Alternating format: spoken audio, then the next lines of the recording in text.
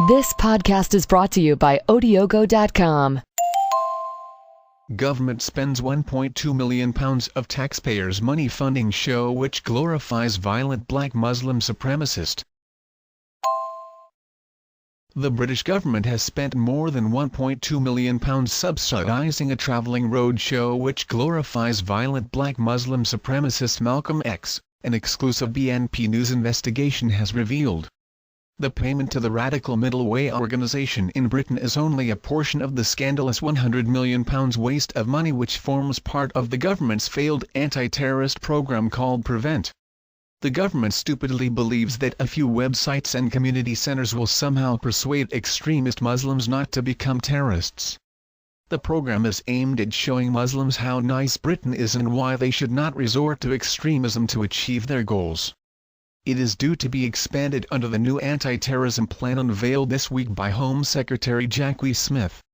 So far the government has spent around £90,000 per day of taxpayer money on pathetic community projects and websites, which includes funding the radical middle way. Some £54,000 was spent on that organisation's website alone. The Radical Middle Way describes itself on its website as a revolutionary grassroots initiative aimed at articulating a relevant mainstream understanding of Islam that is dynamic, proactive and relevant to young British Muslims. Yet one of the projects being run by the Radical Middle Way is a major roadshow entitled I'm Malcolm X, which glorifies that black American Muslim racist who despised white people and urged their murder. Radical Middle Way claims it has had over 100 events since December 2005, reaching over 60,000 young Muslims. So who exactly was this Malcolm X who is now being paraded around as a hero to Muslim youth, courtesy of the British taxpayer? Born Malcolm Little in 1925, Malcolm X's career involved being arrested in New York for drug dealing, gambling, racketeering, robbery, and pimping prostitutes in the 1940s. When he was examined in 1943 for the draft, military physicians classified him as mentally disqualified for military service. He later recalled that he put on a display to avoid the draft by telling the examining officer that he could not wait to steal us some guns and kill us some crackers. Crackers is derogatory black slang for white people. In late 1945, Little's criminal career resumed when he and a group of associates began a series of burglaries which deliberately targeted the residences of wealthy white families in Boston. On January 12, 1946, Little was arrested for burglary while trying to pick up a stolen watch he had left for repairs at a jewelry shop. He was sentenced to 8 to 10 years in Massachusetts State Prison. While in jail, Little converted to Islam and upon his release, joined the Nation of Islam organization and changed his surname to X.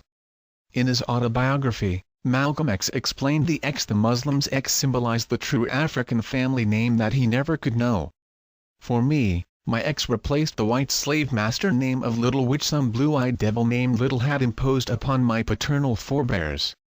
The FBI opened a file on Malcolm X in March 1953 after hearing from an informant that Malcolm X described himself as a communist.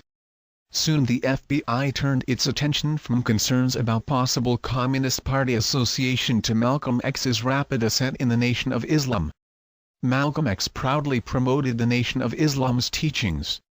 He taught that black people were the original people of the world, and that white people were a race of devils. In his speeches, Malcolm X said that black people were superior to white people, and that the demise of the white race was imminent. Malcolm X also rejected the civil rights movement's strategy of nonviolence and instead advocated that black people use any necessary means.